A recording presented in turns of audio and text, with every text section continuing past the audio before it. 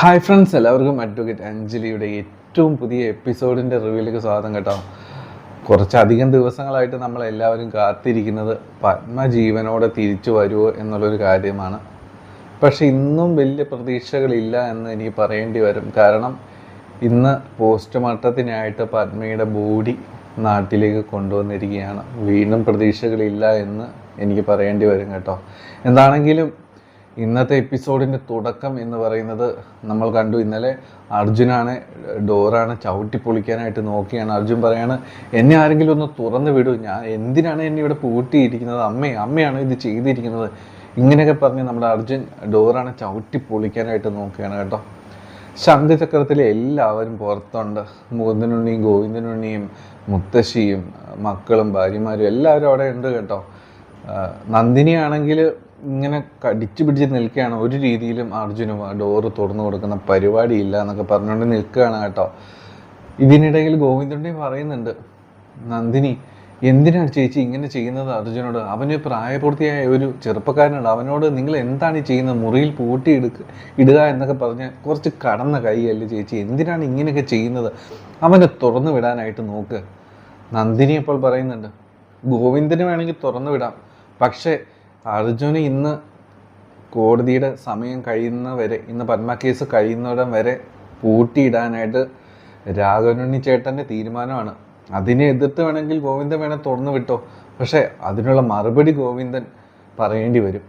ഇതൊക്കെ കേൾക്കുമ്പോൾ ഗോവിന്ദനാകെ ഭ്രാന്ത് പിടിക്കും. ഗോവിന്ദൻ പറയും, ഞാൻ തുറന്നു വിടുക തന്നെ ചെയ്യും, അങ്ങനെ ഞാൻ സമ്മതിക്കില്ല, തുറന്നു വിടുക തന്നെ ചെയ്യും, അങ്ങനെയൊക്കെ പറഞ്ഞിട്ട് അങ്ങോട്ടും ഇങ്ങോട്ടൊക്കെ കാര്യമായ രീതിയിൽ പ്രശ്നങ്ങളെന്ന് നന്ദിനി ഒരു രീതിയിൽ സമ്മതിക്കില്ല എന്ന് ഉറപ്പിച്ച മട്ടാണ്. നമ്മുടെ അർജുന ഒരു രീതിയിലും തുറന്നു വിടില്ല എന്ന രീതിയിൽ. മുത്തശ്ശിക്കും ഒന്നും പറയാനായിട്ട് പറ്റുന്നില്ല. മുത്തശ്ശി ഇത് കണ്ടിട്ട് വിഷമിച്ച് നിൽക്കുകയാണ്. എല്ലാവരും വിഷമിച്ച് നിൽക്കുകയാണ് കേട്ടോ. നന്ദിനി മാത്രം പിടിച്ചു കയ്യാൽ അങ്ങനെ നിൽക്കുകയാണ്. അവസാനം ഗോവിന്ദൻ പറയും, ഞാൻ തുറന്നു വിടുക തന്നെ ചെയ്യും, രാഘവനുണ്ണി ചേട്ടൻ വരട്ടെ, അയാൾക്ക് മറുപടി ഞാൻ എന്താണെന്ന് വെച്ച് ഞാൻ കൊടുത്തോളാം. ഇങ്ങനെയൊക്കെ പറഞ്ഞിട്ട് ഗോവിന്ദനാണെങ്കിൽ ആ താക്കോലും മൊബൈലൊക്കെ പോയി എടുക്കാനായിട്ട് പോകുന്ന സമയത്തേനും നന്ദിനി വേണ്ടാന്ന രീതിയിലൊക്കെ ഇടപെടും. പക്ഷേ ഗോവിന്ദനെടുത്ത് തുറക്കാവുന്ന രീതിയിലേക്ക് പോകുന്ന ഒരു സമയത്ത് ഈ അഡ്വക്കേറ്റ് രാഘവനുണ്ണി വരികയാണ് കേട്ടോ. അയാൾ പാഞ്ഞു വരികയാണ്. ഇങ്ങനെ അകത്തേക്ക് കയറി വരുമ്പോൾ തന്നെ ഗോവിന്ദൻ ചോദിക്കുകയാണ്, ചേട്ടൻ എന്ത് പരിപാടിയാണ് ചെയ്തു വെച്ചിരിക്കുന്നത്, പ്രായപൂർത്തിയായ ഒരു ചെറുക്കനെയാണോ നിങ്ങളിങ്ങനെ പൂട്ടി വെച്ചിരിക്കുന്നത് റൂമിനുള്ളിൽ, ഇത് കുറച്ച് കടന്ന കൈയല്ലേ, നാണം കെട്ട പരിപാടിയല്ലേ നിങ്ങൾ ഈ ചെയ്യുന്നത്. ഇത് കേൾക്കുമ്പോഴത്തേനും രാഘവനുണ്ണി പറയുന്നു, ശരിയാണ്, ഞാൻ ഈ പത്മ കേസിൽ ഇന്ന് സിറ്റിങ് കഴിയുന്ന ഇടം വരെ അവനെ പൂട്ടി വയ്ക്കാമെന്ന് തീരുമാനിച്ചതാണ്. കാരണം അവനെ ഇറക്കി വിട്ട് കഴിഞ്ഞാൽ പത്മേനെ അവൻ സംരക്ഷിക്കും, അവൻ കോടതിയിൽ പത്മേനെയും കൊണ്ട് എത്തുമെന്ന് എനിക്ക് ഉറപ്പായിരുന്നു, അതുകൊണ്ട് ഞാനങ്ങ് പൂട്ടിയിട്ടു. പക്ഷേ അതിൻ്റെ ആവശ്യം ഇനിയില്ല. അപ്പോൾ എല്ലാവരും ഇങ്ങനെ വിചാരിക്കും, എന്താണ് രാഘവനുണ്ണി പറയുന്നത് എന്ന് കേട്ടോ. അപ്പോൾ ഗോവിന്ദൻ ചോദിക്കും, ചേട്ടൻ എന്താണ് ഉദ്ദേശിച്ചത്? മുകുന്ദനുണ്ണി ചോദിക്കും, ചേട്ടൻ എന്താണ് അങ്ങനെ പറഞ്ഞത്, എന്താണ് കാര്യം? രാഘവനുണ്ണി പറയുകയാണ്, പത്മ കേസിൽ പത്മ ഹാജരാകാതെ ഇരിക്കാൻ വേണ്ടിയിട്ടാണ് ഞാൻ അർജുനെ പൂട്ടിയിട്ടത് മുറിയിൽ. അതിന് എൻ്റെതായ ചില കാര്യങ്ങളൊക്കെ ഉണ്ടായിരുന്നു. പക്ഷേ ഇനി അതിൻ്റെ ആവശ്യമില്ല, അർജുനെ തുറന്നു വിട്ടോളൂ. ഇനി ഒരിക്കലും പത്മ ഹാജരാകാനായിട്ട് പോകുന്നില്ല കോടതിയിൽ. ഇത് കേൾക്കുമ്പോഴേക്കും ഗോവിന്ദനുണ്ണിക്കും മുകുന്ദനുണ്ണിക്കും സംശയം, എന്തോ ഒരു അരുതാത്തത് സംഭവിച്ചിട്ടുണ്ട് എന്നുള്ളൊരു കാര്യത്തിൽ കേട്ടോ. ഗോവിന്ദൻ ചോദിക്കും, ചേട്ടൻ എന്താണ് ഉദ്ദേശിക്കുന്നത്, എന്താണ് ഇതുകൊണ്ട് അർത്ഥമാക്കുന്നത്? രാഘവനുണ്ണി പറയുകയാണ്, വേറൊന്നുമല്ല, ഒരിക്കലും ഇനി കാർത്തിക് പത്മ കേസിൽ പത്മ ഹാജരാവില്ല. കാരണം അവൾ തമിഴ്നാട്ടിൽ കോടാമ്പക്കത്ത് ഒരു റെയിൽവേ ട്രാക്കിൽ മരിച്ചു കിടക്കുകയാണ്. അവളുടെ ബോഡി ചിതറിയ നിലയിലാണ്. അവൾ ഇനി കാർത്തിക് പത്മ കേസിൽ ഹാജരാവില്ല, അവൾ മരിച്ചു പോയിരിക്കുന്നു. ഇതെല്ലാം കേട്ടുകൊണ്ട് അർജുൻ മുകളിൽ നിൽക്കുകയാണ്. അർജുൻ്റെ മുഖമൊക്കെ എന്താ പറയുക, സങ്കടം കൊണ്ട് വിതുമ്പി കണ്ണൊക്കെ നിറഞ്ഞൊഴുകി നിൽക്കുകയാണ് കേട്ടോ. ഈ ഒരു കാര്യം കേട്ടതോട് കൂടിയിട്ട് ശംഖചക്രം ഒന്നാകെ വിറച്ചുപോയി. നമ്മുടെ ഗോവിന്ദനും മുകുന്ദനും ഭാര്യമാരും മുത്തശ്ശിയൊക്കെ അങ്ങ് എന്താ പറയുക, എല്ലാവരും ഞെട്ടി വിറച്ച് കേൾക്കുകയാണ് കേട്ടോ ഈ ഒരു ന്യൂസ്. അപ്പോൾ ഗോവിന്ദൻ ചോദിക്കുകയാണ്, ചേട്ടൻ എന്താണ് ഈ പറയുന്നത്, ഇതൊക്കെ സത്യമാണോ, ഇങ്ങനെയൊക്കെ നടന്നതാണോ? രാഘവനുണ്ണി പറയാണ്, നടന്ന കാര്യം തന്നെയാണ്, പോലീസിൽ നിന്നുള്ള റിപ്പോർട്ട് തന്നെയാണ്. ഇത് കേൾക്കുമ്പോൾ ഗോവിന്ദൻ സഹിക്കത്തില്ല. ഗോവിന്ദൻ പിന്നീട് ചോദ്യം ചെയ്യാണ് രാഘവനുണ്ണിയെ, ഏട്ടാ, നിങ്ങൾ ഈ കാട്ടിയ നെറികേട്, നിങ്ങൾ ഒറ്റ ഒരുത്തം കാരണമാണ് പത്മ മരിച്ചു പോയത്, നിങ്ങളാണ് ഇതിന് എല്ലാത്തിനും കാരണം, അവളെ കൊലയ്ക്ക് നിങ്ങൾ കൊടുത്തില്ലേ ചേട്ടാ? നിങ്ങൾക്കൊരു മനസാക്ഷിയുണ്ടോ? നിങ്ങൾ എന്ത് നെറുകെട്ട പണിയാണ് നിങ്ങൾ ചെയ്തു വെച്ചിരിക്കുന്നത്? അപ്പോൾ രാഘവനോട് പറയും, എന്തിനാണ്, വാട്ട് യു മീൻ? ഞാനൊരിക്കലും പന്മയെ കൊല്ലാനായിട്ട് പറഞ്ഞിട്ടില്ല. പലപ്പോഴും കേസിന് ആവശ്യങ്ങൾക്ക് വേണ്ടി, കുറുപ്പിനെ രക്ഷിക്കാൻ വേണ്ടി, കാർത്തികിനെ രക്ഷിക്കാൻ വേണ്ടി ഞാൻ പല കാര്യങ്ങളും ചെയ്തിട്ടുണ്ട്. പക്ഷേ ഒരിക്കലും ഞാൻ പന്മയെ കൊല്ലണമെന്ന് ഞാൻ പറഞ്ഞിട്ടില്ല. ഗോവിന്ദൻ അപ്പോഴും പറയും, ഒരിക്കലുമല്ല, നിങ്ങളിതിന് കൂട്ടുനിന്നു. നിങ്ങളോട് ദൈവം ചോദിക്കും, നിങ്ങൾ ചെയ്ത നെറുകേട് ഒരു രീതിയിൽ ക്ഷമിക്കാനായിട്ട് പറ്റത്തില്ല ചേട്ടാ. കാലം നിങ്ങളോട് കണക്ക് ചോദിക്കാതെ ഇരിക്കത്തില്ല ചേട്ടാ. ഇങ്ങനെയൊക്കെ പറഞ്ഞ് ഗോവിന്ദൻ അങ്ങ് പൊട്ടിത്തെറിക്കണ, വായിൽ തോന്നിയതൊക്കെ വിളിച്ച് പറയും കേട്ടോ. ഇങ്ങനെ പറഞ്ഞിട്ട് ഗോവിന്ദൻ തിരിഞ്ഞും ദേഷ്യപ്പെട്ട് മുകളിലേക്ക് പോകുന്ന സമയത്ത് അവിടെ അർജുൻ ഇതെല്ലാം കണ്ട് നിൽക്കുകയാണ് കേട്ടോ. പൊട്ടി തകർന്ന്, മനസ്സ് തകർന്ന് നമ്മുടെ അർജുൻ അവിടെ നിൽക്കുകയാണ്. അർജുനെ കണ്ടതോടുകൂടി പാവം ഗോവിന്ദനുണ്ണിയുടെ മനസ്സ് പൊട്ടി. നമ്മുടെ ഗോവിന്ദനുണ്ണി നമ്മുടെ അർജുനോട് പറയാണ്, അർജുനെ, നമ്മുടെ പത്മ മനസ്സ് തകർന്നു പോയി കേട്ടോ, നമ്മുടെ ഗോവിന്ദൻ്റെയും അർജുൻ്റെയൊക്കെ. അപ്പോൾ ഗോവിന്ദനുണ്ണി അങ്ങനെ വിഷമിച്ച് അങ്ങനെ പോവും. അവിടെ നിൽക്കും, പോകത്തില്ല, അവിടെ നിൽക്കും. അത് കഴിഞ്ഞ് അർജുൻ താഴേക്ക് ഇറങ്ങി വരികയാണ്. അർജുൻ പറയും രാഘവനുണ്ണിയോട്, നിങ്ങൾ കാരണമാണ് ഇതുണ്ടായത്. ഞാൻ വന്ന് പത്മയെ രക്ഷിക്കും. ഞാനുണ്ടെങ്കിൽ പത്മ ജീവനോടെ ഇന്നുണ്ടായേനെ. ഞാൻ വന്നു കഴിഞ്ഞാൽ പത്മയ്ക്ക് ഒരു പോറൽ പോലും ഏൽക്കില്ല എന്ന് നിങ്ങൾക്കറിയാം. അതുകൊണ്ടാണ് നിങ്ങൾ എന്നെ മുറിയിൽ പൂട്ടിയിട്ടത്. നിങ്ങൾ ഈ ചെയ്ത കൊടുംചതിക്ക് മറുപടിയില്ല. അപ്പോഴെല്ലാം ഈ രാഘവനുണ്ണി അതിനെ എതിർത്ത് എന്താ പറയുക, അങ്ങനെയല്ല ഇങ്ങനെയല്ല എന്നൊക്കെ പറയാൻ ശ്രമിക്കുന്നുണ്ട്. അപ്പോഴത്തേനും നമ്മുടെ അർജുൻ പറയാണ്, ഇവിടെയുള്ള ഈ ശംഖുചക്രത്തിലുള്ള ഒരാൾ പോലും എന്നോട് മിണ്ടിപ്പോകരുത്. ഇതിനെല്ലാം കണക്ക് ഞാൻ ചോദിച്ചിരിക്കും. ആരും ഒന്നും പറയാനായിട്ട് നിൽക്കണ്ട. ഈ ചെയ്ത കൊടുംചതിക്ക് നിങ്ങൾ ഓരോരുത്തരും മറുപടി പറയേണ്ടി വരും എന്നൊക്കെ പറയാൻ കേട്ടോ. അപ്പം നന്ദിനിയൊക്കെ അങ്ങനെ ഷോക്കഡായി നിൽക്കുകയാണ്. എന്ത് അർജുനോട് മറുപടി പറയണമെന്ന് അറിയില്ല കേട്ടോ ആർക്കും. അങ്ങനെ ഒരു അവസ്ഥയിലാണ്. അങ്ങനെ ചങ്ക് പൊട്ടി തകർന്നിട്ടാണ് നമ്മുടെ അർജുൻ ശംഖുചക്രത്തിന് പുറത്തേക്ക് ഇങ്ങനെ പോകുന്നത് കേട്ടോ. എന്താണെങ്കിലും ശരിക്കും സങ്കടം തോന്നുന്ന സീനുകളാണ് കേട്ടോ അത്.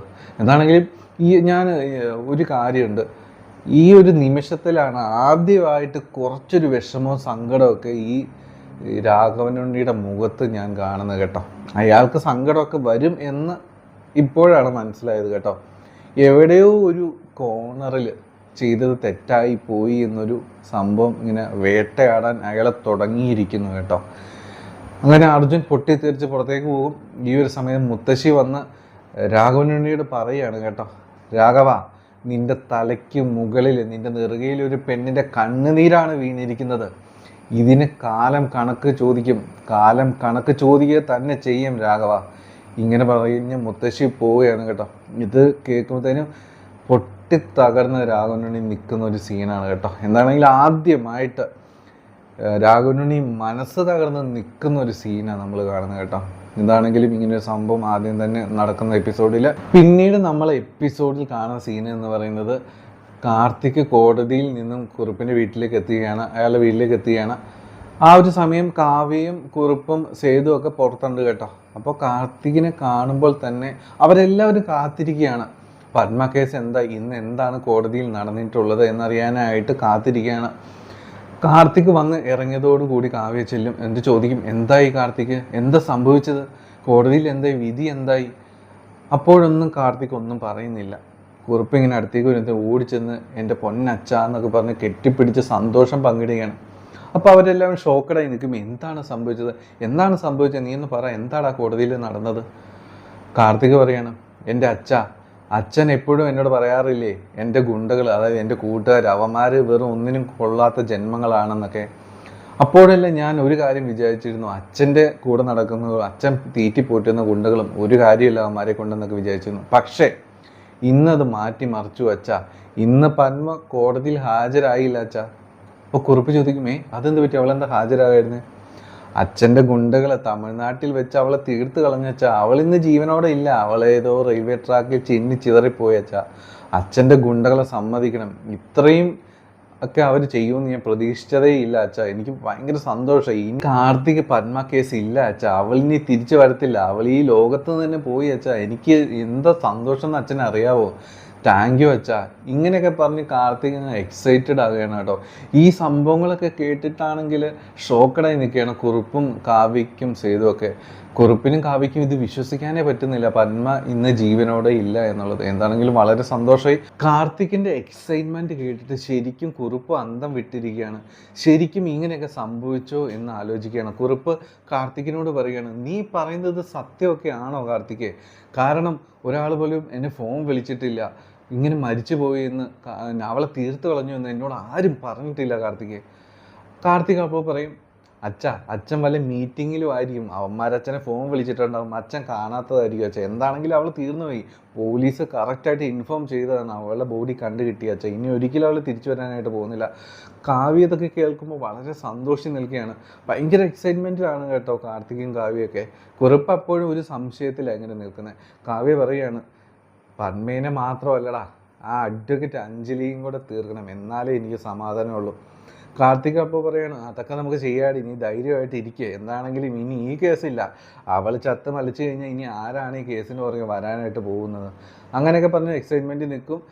ഈ ഒരു സമയത്ത് സേതു പറയുന്നുണ്ട്, നിങ്ങൾ ഈ ചെയ്യുന്നതൊന്നും ശരിയാണെന്ന് എനിക്ക് തോന്നുന്നില്ല, ഇതിനൊക്കെ കാലം കണക്ക് നിങ്ങൾ പറയേണ്ടി വരും, അവളുടെ ഒരു കണക്ക്. ഇങ്ങനെയൊക്കെ കുറിപ്പ് പറയും. അമ്മയൊന്ന് പോവാം കാർത്തിക് അങ്ങനെയൊക്കെ പറയും കേട്ടോ. എന്താണെങ്കിലും അവർ ഇതൊക്കെ ഒന്ന് ആഘോഷിക്കണം അങ്ങനെയൊക്കെ പറഞ്ഞിട്ട് കാർത്തിക്കും കാവ്യയും കൂടി വീടിനകത്തേക്ക് കയറി പോകും കേട്ടോ. അവരകത്തേക്ക് പോയി കഴിഞ്ഞിട്ട് നമ്മുടെ കുറിപ്പിന് സംശയം അങ്ങോട്ട് തീരുന്നില്ല, ഇതെങ്ങനെ സംഭവിച്ചു, കാരണം ആരും ഇൻഫോം ചെയ്തിട്ടില്ല. അപ്പോൾ അയാൾ ഫോൺ എടുത്ത് ചെക്ക് ചെയ്യാണ് കേട്ടോ. ഫോൺ എടുത്ത് ചെക്ക് ചെയ്ത് നോക്കുമ്പോൾ ഒരു കോള് പോലും വന്നിട്ടില്ല, അവരുടെ അടുത്ത് നിന്ന് ഒരു കോള് പോലും വന്നിട്ടില്ല. പിന്നെ ഇതെങ്ങനെ സംഭവിച്ചു, അതിനെപ്പറ്റി ഇങ്ങനെ ആലോചിച്ചുകൊണ്ട് അയാൾ നിൽക്കുകയാണ് കേട്ടോ. ഇന്നത്തെ എപ്പിസോഡിൻ്റെ ഏറ്റവും അവസാന ഭാഗങ്ങളിൽ നമ്മൾ കാണുന്ന സീൻ എന്ന് പറയുന്നത്, നമ്മുടെ അഞ്ജലിയും അച്ഛനും വീട്ടിലേക്ക് കോടതിയിൽ നിന്ന് പോയിട്ടുണ്ടായിരുന്നല്ലോ.